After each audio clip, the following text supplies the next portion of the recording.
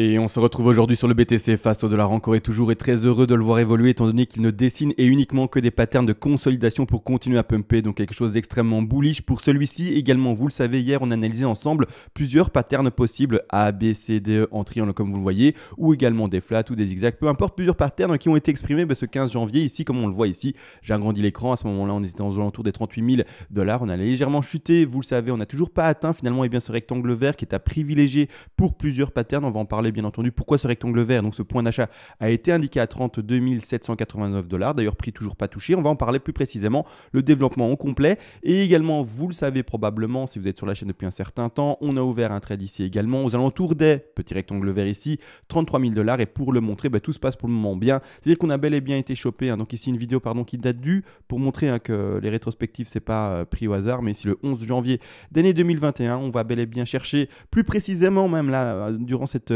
chandelle ici, bougie en weekly, on n'avait toujours pas touché presque les 30 000 $ qui se situent ici, d'accord, stop loss bien placé aux 27 000, entrée de trade au contraire aux alentours des 33 000 $ avec un stop assez large, mais bon c'est pas grave, vous savez bien, on a joué la sécurité sur ce trade là en tant que bon père de famille. On a touché par après le rebond qui est en train de se faire actuellement au 30, je ne sais plus, là c'était 34 000 $, ensuite on a bel et bien été chercher, non là c'est un peu moins mais peu importe, ici on a bel et bien été chercher le TP1 presque 35 000, le TP2 ici à 30, presque 38 000, et on attend actuellement le TP numéro 3 majeur qui se situe, vous le savez, aux alentours des 42 000 $. Donc pour le moment, tout se passe bien à la merveille, et donc on va analyser ceci durant la vidéo bien entendu, mais juste après, comme toujours, la petite intro. Et on se retrouve aujourd'hui sur le BTC face au dollar, l'intro a été faite et comme toujours je commence par les remerciements également par rapport aux donateurs sur la chaîne. Vous le savez, faire ces vidéos au quotidien c'est extrêmement chronophage, également la pédagogie que je peux vous apporter et même peut-être les trades gagnants, vous pouvez faire, vous le savez très bien, un petit pourboire, un petit tips si vous le voulez, et ça fonctionne par donation. Et également ces donations là, il faut le savoir, fonctionnent par paliers, et vers les premiers paliers du coup de donation, je vous envoie en contrepartie toutes les règles d'Elliott en français. Je rappelle, j'ai écrit ce PDF de manière très concise, l'objectif n'est pas d'impressionner avec le nombre de pages et le volume au poids, mais au contraire la connaissance concise pour pouvoir apprendre les choses rapidement avec le PDF et tout indiqué bien entendu, et également l'appui, vous le savez très bien, de mes vidéos pour apprendre le plus rapidement possible. Maintenant que tout ça a été dit, bref, on en part enfin dans le vif du sujet, j'agrandis l'écran et pour ma part, on va regarder toutes les hypothèses qui ont été données hier, d'accord? Ces hypothèses-là sont importantes pour qui? Elles sont importantes pour ceux qui ne sont pas rentrés par exemple dans le trade qui a été exprimé, pour donner un exemple, le 11 janvier. Donc ceux qui ne sont pas rentrés dans ce trade qui d'ailleurs est déjà gagnant, donc d'accord, ouverture à 33 000, boum boum boum, on a pris tous ces TP là et on attend le dernier. Vous c'est bon, c'est nickel, d'accord, mais malgré tout il y en a qui ne sont pas dans le train, qui doivent attendre des patterns dessinés, des opportunités dessinées, et donc du coup qui doivent attendre et temporiser. C'est-à-dire que non, on n'appuie pas sur le bouton comme un fou, comme si on était au casino. On attend un calcul, un travail fait, et si le travail a un résultat et donc on tombe dans la zone d'achat donnée, à ce moment-là on appuie sur le bouton avec une exposition calculée, un stop loss placé et des take profit partiels de placer bien entendu.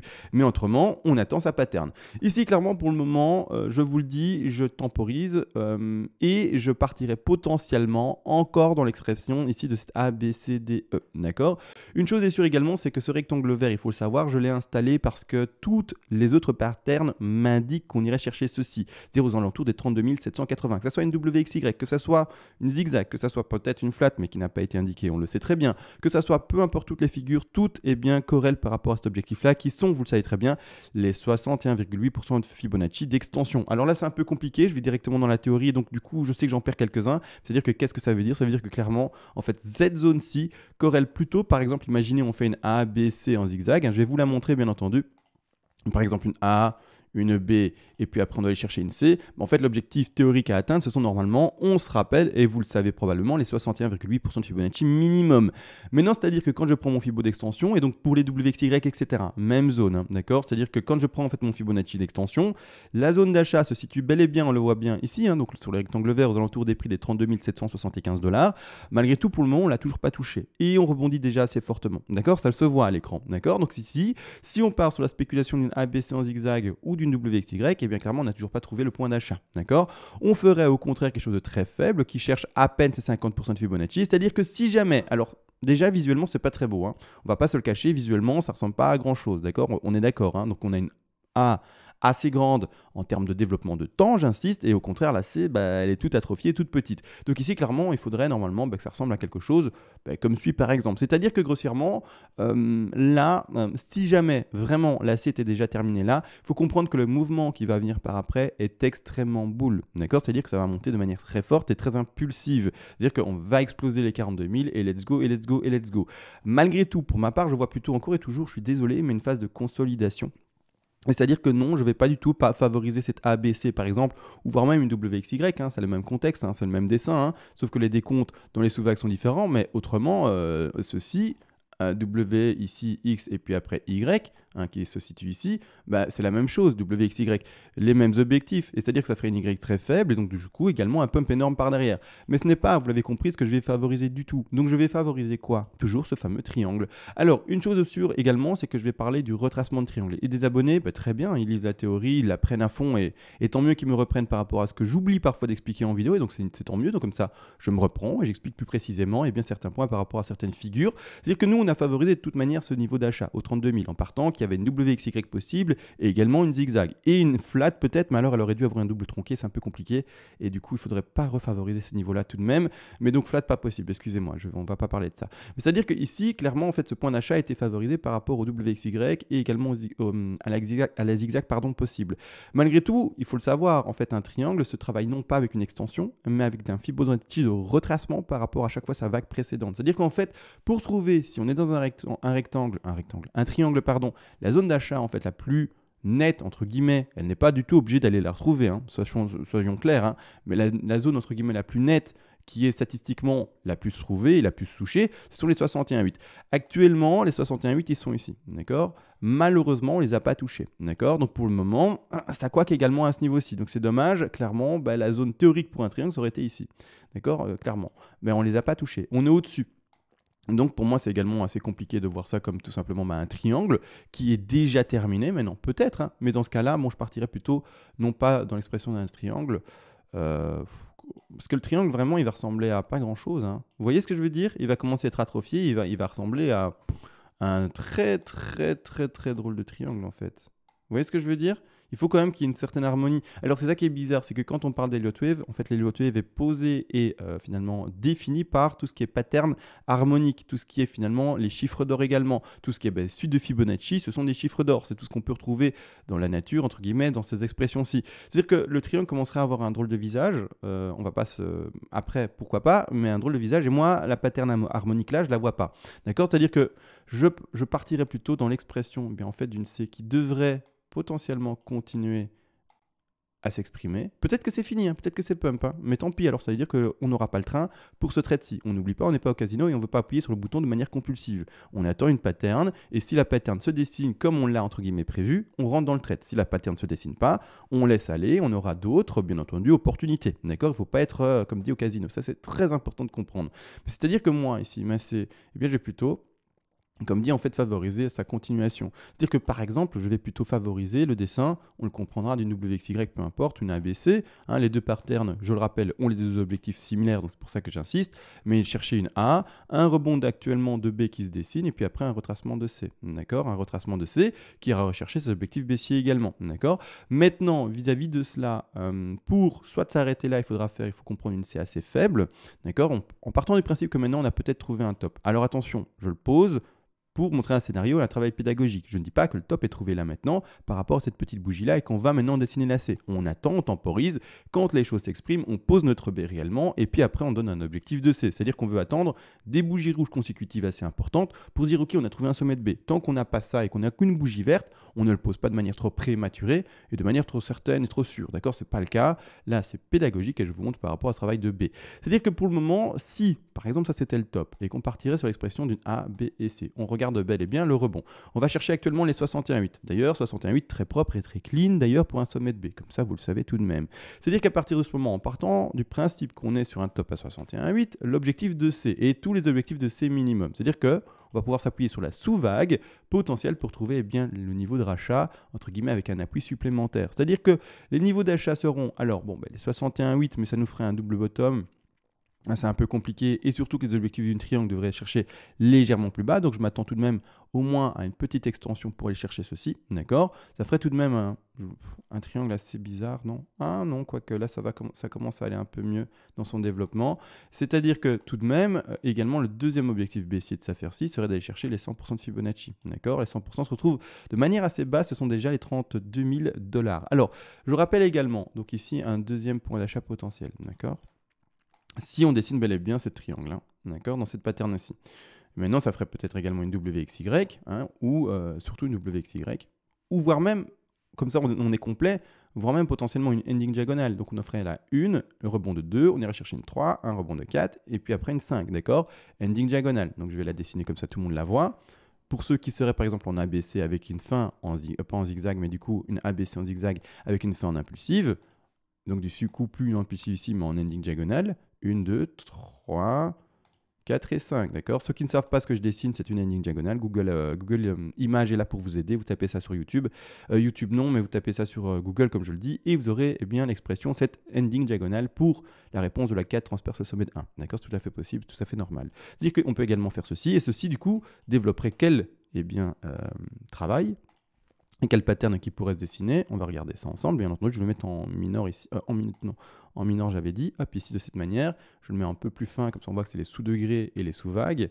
Mais c'est-à-dire ici, clairement, la grande zigzag, comme on indique ici précédemment, A, B, C en zigzag, boum. On va chercher le bas de A, le rebond de B, et on termine la C avec une ending diagonale. D'accord? Objectif de rachat également. On va regarder par rapport au grand pattern si oui ou non il y a une de deux objectifs, et voir même ce dernier objectif qui corrèle avec quelque chose. C'est-à-dire les 100% des sous-vagues, par exemple, qui ont été trouvés vis-à-vis de la zigzag. Là, c'est un travail que je mélange un peu avec la WXY, etc., mais pour voir vraiment tous les objectifs à privilégier. Toujours cet objectif des 61,8 si jamais vraiment en fait on est dans un ABC. Ce qui va du coup être amusant maintenant, parce que là, il y a beaucoup de choses dites. Moi, j'arrive à me retrouver dans ce que je dis. Maintenant, je sais que je vais dans tous les sens avec mon cerveau. Il en fait vraiment quelque chose d'assez complexe à écouter, bien entendu, étant donné que moi, je réfléchis très vite et que je vois tout ce que je vais expliquer. Mais vous, peut-être vous n'êtes pas dans la même réflexion et vous avez du mal à suivre, pardon. C'est-à-dire que quoi? C'est-à-dire que là, maintenant, ce qu'il va falloir faire, c'est de temporiser. Pas appuyer sur le bouton comme vous avez compris, hein, comme un petit fou. Hein. Non, non, non, ça c'est n'importe quoi. On va temporiser et on va voir ce qu'il dessine. Est-ce qu'il nous dessine une ending diagonale? Est-ce qu'il nous dessine un triangle? Est-ce qu'il nous dessine la ABC ou la WXY? C'est vraiment très important de maintenant temporiser. C'est pour ça que devant vos yeux, je montre en fait tous les décomptes possibles qui ici, par exemple, sont une ABC avec ending diagonale. Avec du coup, si on exprime ça, eh bien, le fait de devoir privilégier n'empêche l'achat, eh bien, ici des 32 749 $, etc. D'accord? Si on fait un triangle, on va privilégier une autre zone d'achat, etc. C'est pour ça que vraiment, je suis très complet. En ce moment, on est sur une phase de consolidation à plat. Et donc, je dois montrer toutes les figures de consolidation. C'est vrai que les figures de consolidation, et donc c'est-à-dire les figures de correction de phase haussière, il faut le savoir, c'est beaucoup plus difficile à analyser que quelque chose qui monte non-stop. Hein, c'est vrai, l'impulsif, c'est assez facile, entre guillemets. Mais vraiment, du WXY ou du WXYXZ, si on vraiment aller encore plus loin dans l'expression des difficultés, oui, clairement, c'est beaucoup plus difficile à analyser. C'est-à-dire qu'également, peu importe, imaginez, vous avez ouvert votre trade maintenant, donc c'est-à-dire aux alentours des 34 000, ou que vous attendez un peu plus bas pour ouvrir votre trade, il n'y a pas de problème. À ce moment-là, n'oubliez toujours pas. Le stop loss, il est symbolisé ici, on le met par rapport au bottom, entre guillemets, connu ici, des 30 000. Ne le montez pas trop, c'est très important de le comprendre. Ne le montez pas trop parce que sinon vous allez vous faire prendre, d'accord? Ne vous dites pas, par exemple, imaginons, vous avez réussi à ouvrir un trade aussi sur la mèche, disons ça, aux alentours des 35 000 $.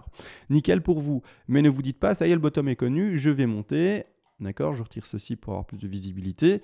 Hop, et je retire également ceci pour avoir plus de visibilité. Vous avez par exemple ouvert votre trade ici, vous voyez, au 35 000, là où je mets mon pointeur. Vous ne vous dites pas, ah ben voilà, on a trouvé le bottom, on a eu des bougies vertes, je monte directement mon stop à mon point d'entrée.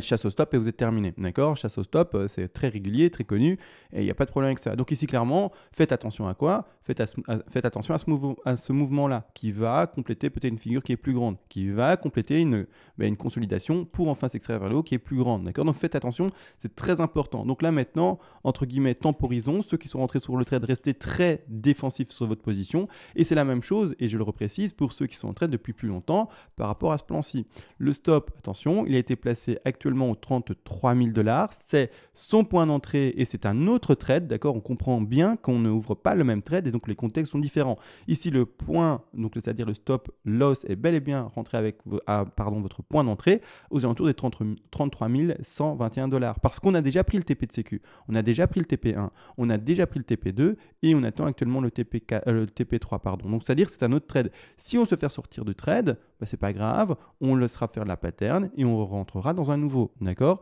Maintenant, si vous voulez être plus défensif, parce que là, je donne un scénario qui est mi-offensif et mi-défensif, c'est-à-dire vraiment entre guillemets neutre, et c'est-à-dire voilà, qui va être d'accord avec un peu tous les partis sans être dans les extrêmes. C'est-à-dire que si vous voulez être plus défensif, vous pouvez très bien vous dire, je vais laisser encore une fois mon stop par rapport aux 30 000 et ne pas le monter là-bas en haut, d'accord, comme expliqué précédemment.